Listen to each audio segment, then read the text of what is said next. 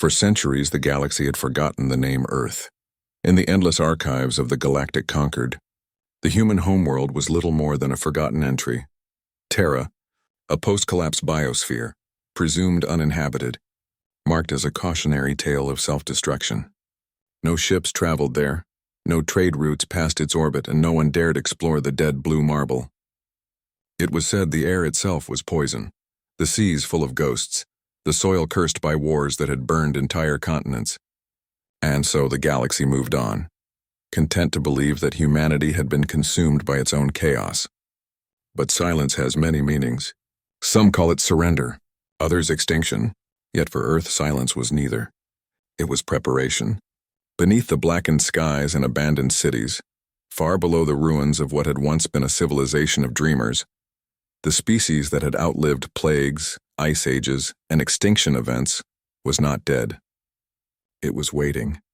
In hidden bunkers deep beneath the oceans and the crust of the moon, in data vaults beneath the polar ice, and in the endless hum of ancient machines powered by geothermal hearts, humanity had gone dark not because it had fallen, but because it had learned that survival sometimes required disappearance. For nearly 400 years, Earth stayed silent. The stars grew crowded again with alien empires trading routes and fragile treaties. New powers rose and new wars were fought. The galaxy became noisy and bright once more, full of arrogance and indifference.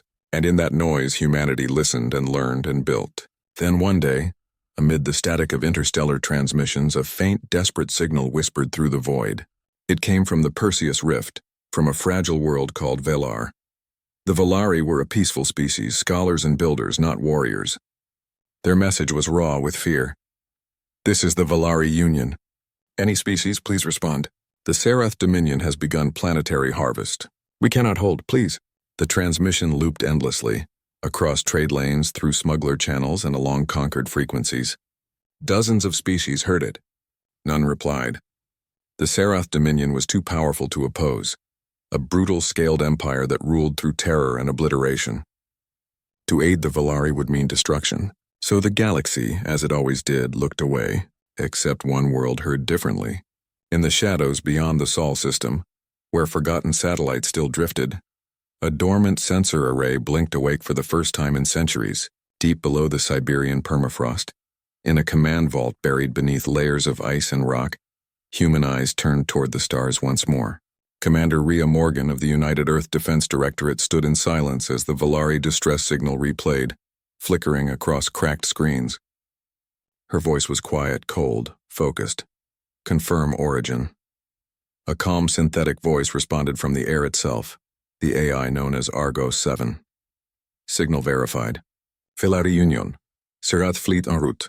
Estimated strength, 200 carriers, 12 dreadnoughts. Rhea's expression didn't change. "And the Council? They have not detected us." A long silence followed, and then she whispered, "Good. Then it begins." At her order, the world beneath the world came alive. Deep in the crust, colossal engines roared. Hidden hangars, sealed since the final wars of Earth, cracked open like ancient tombs. From beneath dead cities rose sleek black leviathans, warships unlike any the galaxy had ever seen. They shimmered with adaptive nanite armor, bending light around them, invisible even to the keenest scanners. They were ghosts, forged in silence and perfected in darkness. The Revenant fleet. The moon itself unfolded like a mechanical flower, revealing weapon platforms and shipyards carved into its crust. Humanity had not been idle in its exile.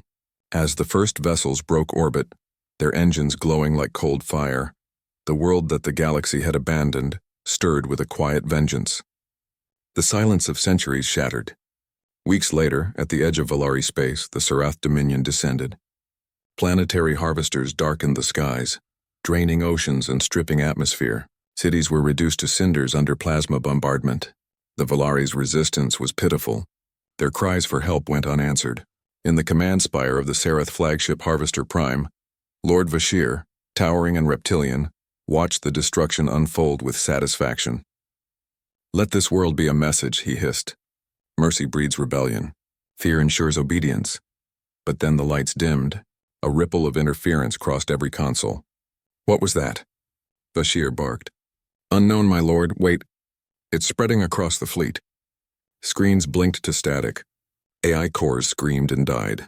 Navigation failed, and through the comms a new voice emerged, soft, human, and deadly calm.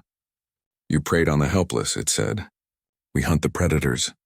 Then the stars ignited. A shadow emerged from the void, vast and silent. No engine noise, no comms, no identification, just a ship so black it devoured starlight. The Archangel, first of the Revenant dreadnoughts, opened fire. Particle lances invisible to the eye tore through Serath formations. Battleships split in half without sound. Carriers exploded in waves of plasma, raining debris across the sky. In seconds, what had been an unstoppable fleet became a burning graveyard. Multiple new contacts, screamed a Serath officer. Everywhere! They're everywhere! All around them, ghost fleets appeared. Hundreds of human warships emerging from stealth, striking with surgical precision. Missiles curved through space like living things guided by quantum AI. Serath communications turned to chaos as their systems were infiltrated, their ships turning on each other, firing blindly in panic. Admiral Bashir roared into the comms. Identify yourselves. By order of the Concord Charter, stand down. The human voice returned, colder than before. The Concord abandoned them. We are not them. That was the first time in centuries the galaxy heard humanity speak. On the surface of Velar, survivors watched the sky burn with streaks of blue and white. From the mountains, Elder Nareen, the Velari matriarch, saw the impossible, a fleet unlike any known civilizations. Who are they? Her advisors whispered. A young scout pointed upward, trembling. They bear no sigil, only a blue sphere with white lands. Nareen's voice broke as she said the forbidden word. Earth. Across the galaxy, news spread like wildfire. The Death World had returned. But it was not the Earth of legend, it was something far more dangerous. Humanity moved through Serath territory with terrifying precision. They didn't conquer. They erased. Entire Serath armadas disappeared overnight, their shipyards reduced to dust. Planets that had been ruled by tyranny for millennia were suddenly silent, liberated, or annihilated. To some, Earth was savior. To others, it was the harbinger of extinction. On board the Archangel, Commander Rhea Morgan stood before a captured Serath general. His scales glistened with defiance as he hissed, "You came from a dead world. You should have stayed buried." Rhea's gaze was unflinching. "You should have left them alive." The general sneered, but he didn't speak again. Moments later, the Archangel's cannons fired and another Serath stronghold ceased to exist. Across the void, fear spread faster than light. The Serath called humanity the Silence-born, demons who wielded impossible weapons. Rumors spoke of temporal warheads, nanite storms, and gravitational lances that folded space itself. Some exaggerated, others didn't. When humanity finally broke its silence to the galaxy, it was through a single transmission sent across every frequency, to every known world. The message began with silence, then a calm human voice spoke. For centuries, you believed Earth was gone. You called us savages. You watched others die while you hid behind treaties and fear. We went silent not because we were weak, but because we were preparing. A pause. We asked for peace once. You refused. Now we bring balance. Then came the image. A single world wrapped in shadow, surrounded by a fleet that blotted out its sun. Earth was back. In the halls of the Galactic Concord, chaos erupted. Fleets scrambled, ambassadors panicked, and entire governments debated whether to welcome or oppose the returning humans. Some hailed them as saviors who had destroyed the Dominion. Others called them conquerors in waiting. If they truly wield this power, one alien leader said, trembling, they will rule us all. But another replied softly, or perhaps they will remind us what justice looks like. On Velar, dawn broke over cities rebuilt by human engineers. Terraforming drones reshaped the landscape, healing scars left by Serath bombardments. Elder Nareen stood beside Rhea Morgan as the sun rose over the horizon. You destroyed them, Nareen said quietly. Why help us now? Rhea looked to the sky. Because we remember what it feels like to be abandoned. And the rest of the galaxy? Nareen asked. Rhea's answer was simple. They'll decide soon whether they stand with us or against us. But even as peace returned to Velar, the truth of Earth's power remained hidden. The Revenant fleet was only the surface.